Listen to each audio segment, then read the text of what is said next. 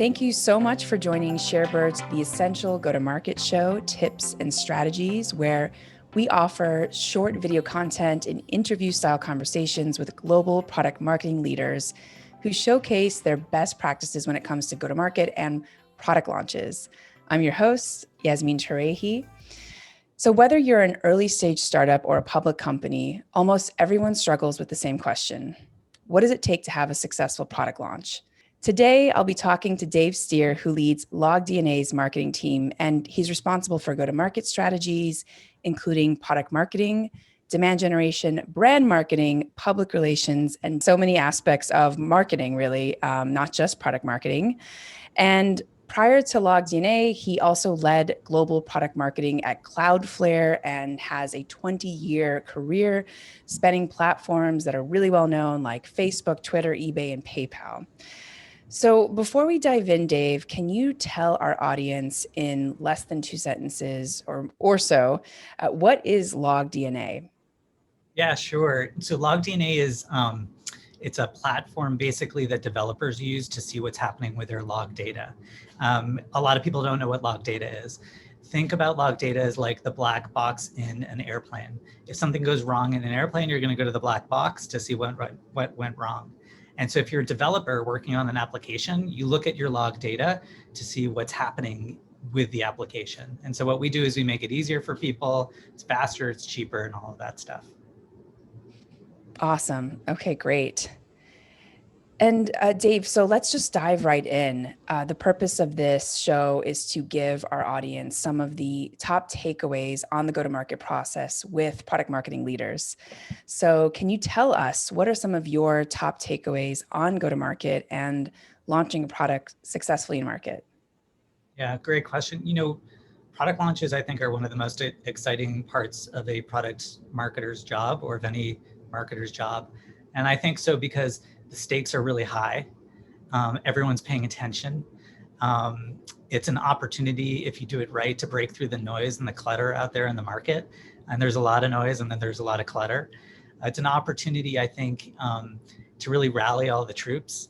Everybody in the company wants to participate in some way, shape, or form. So the stakes are high and people are watching. And over the years, I've learned a bunch of things about, sort of what makes for successful product launches and sort of some things to avoid. I think learning number one that I would share with you is that people tend to think about product launches as a single day event. And really the way to think about a product launch is there's the launch day. There's everything that led up to launch day to make sure that day was the best possible sort of entry point that you could have. But really great product marketers are thinking about what day 2 and beyond look like. And they've got like a sustained marketing plan to reinforce the message that they had on launch day.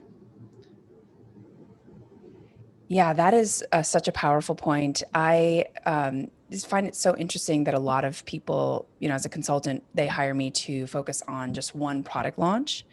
And then, I'm kind of like, well, what happens after? You still need to manage that process and create KPIs and metrics and ensure that you're, figuring out a growth strategy or a retention strategy, because there's a lot of things that can happen right after a launch. But I love that. And I haven't heard anyone articulate it the way you have. So thank you for sharing that.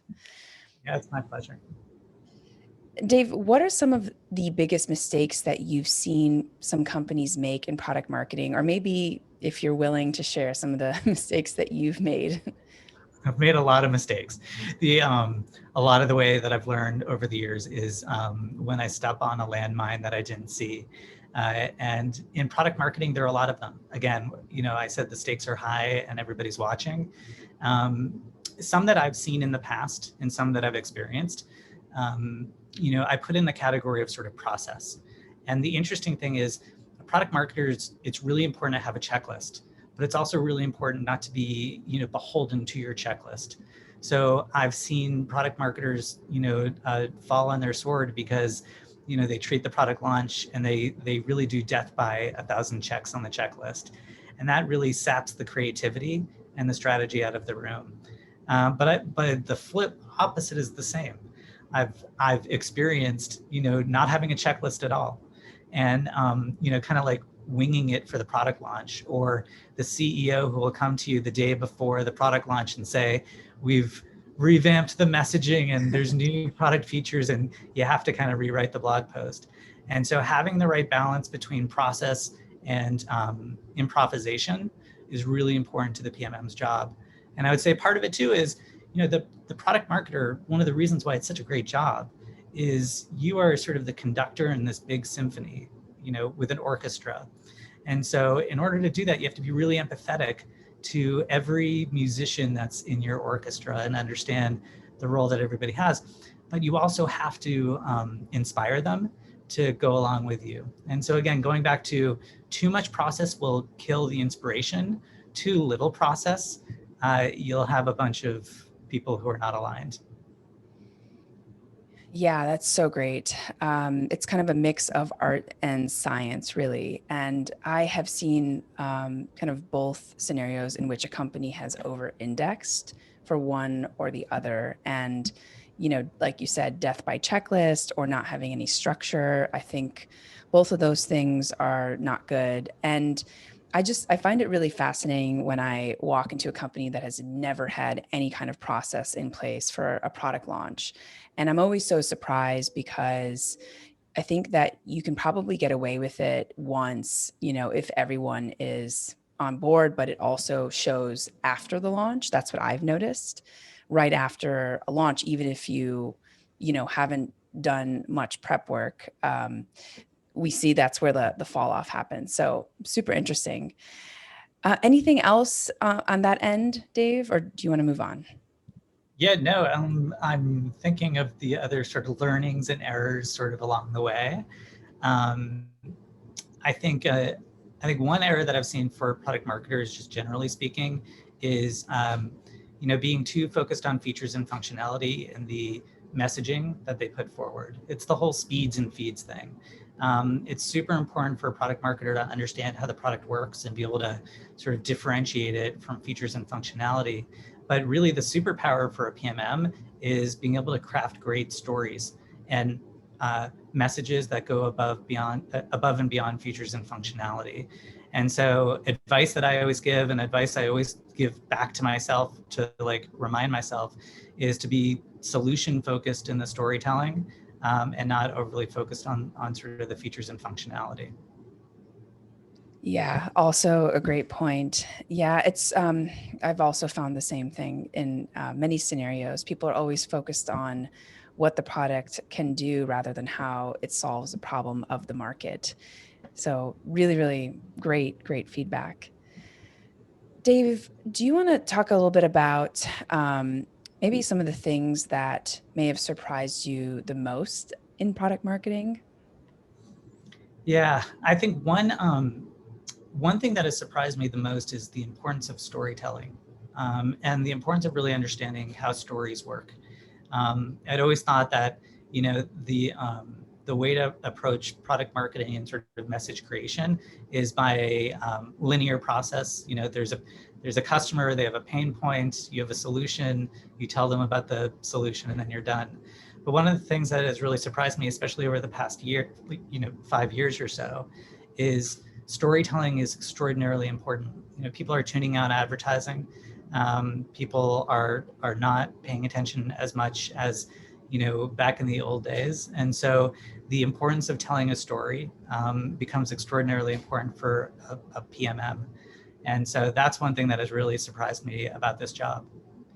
Yeah, and Dave, I want to double click on that because you work for a very highly technical company, or maybe not technical within the world of tech, but for folks who are maybe new to it. And I imagine that you sell to developers or folks who are engineers. And so, how do you create story when the product is very technical? Is it I guess the question is like, what's your creative process when you're working with very technical products? Because I think that's something that a lot of product marketers have trouble with. Yeah, that's such a good question. I talk to a lot of PMMs about what it's like marketing for a product that they can't use, and I actually tell them that it makes them better at what they do, because I've been a PMM on a product that I can use, and you're using your eye, like all your senses, your eyes, your ears. You can use the product and experience it. But when you're actually working on a highly technical product and you aren't deeply technical yourself, then it forces you to pay even closer attention to the customer, to be really empathetic to them, to listen to them, and to understand their wants and needs. And so I've always actually found that while it's much harder to be a product marketer for a deeply technical product, you actually become better at what you do because you rely on the senses that are super important for a PMM to have. Oh, that's cool. Super interesting. Thanks for that, Dave. I think teamwork is such an important and critical piece to the success of a product launch.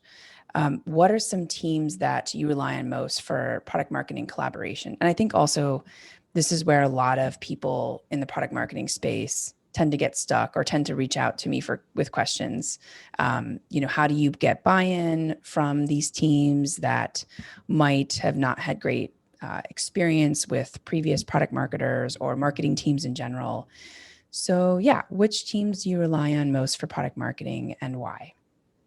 It's such an important question to ask and a skill set for a product marketer to have, which is to work cross-functionally and work with many different teams. I think one of the things about being a product marketer that's awesome is you're at the center of a lot of action. But one of the things that's the most difficult is that you're in the center of a lot of action. And that, a lot of teams are really depending on you to sort of quarterback product launches, messaging approach and all of that. And so one of the ways to do it is to really tap in a deep empathy, not just for the customer, but for your colleagues as well. And that means understand what keeps a salesperson up at night, understand what keeps your demand generation person up at night, and really, sort of, to use the cliche, walk a mile in their shoes, because it'll make you better at supporting them.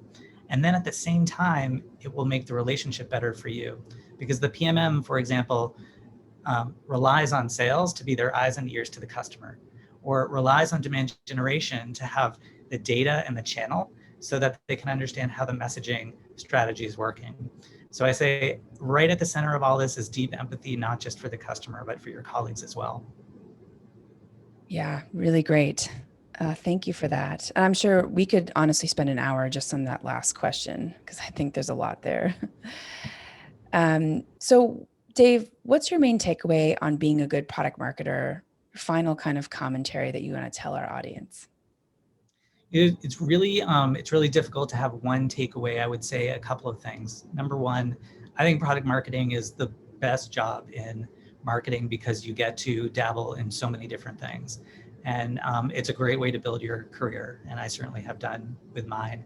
And then number two, if there's one skill set that I always interview for and I look for and I always try to remind myself of is to be a very good listener. Being a really good listener is really difficult. And so really practice listening will make you a better PMM. Great advice. Yes, I think that's true for many roles, but especially product marketing. I always tell folks too on the customer interview space, this is the chance for you to spend most of your time listening and not talking, which I think is very hard for a lot of people. Hard for a lot of people. Yes, you'll be a better PMM. You'll also be a better human if you learn how to listen. Yes, yeah. Dave, thank you so much for your time. Where can people find you and learn more about some of your commentary, your work? Many places, but if they want to follow me on Twitter, at Dave Steer is a great place to start. Awesome. Great. Well, stay tuned for upcoming shows with product marketing leaders from startups to public companies as they share some of their best tips and strategies on the go-to-market space. And please be sure to send us a note, tell us what you learned, and tag us. Tag me and tag Dave, tag the show, tag ShareBird. We'd love to hear from you. And for those of you who are looking for more material on go-to-market, you can also check out my book, Product Marketing Debunked, which is on Amazon and Kindle, or you can check out one of my many free articles on Medium.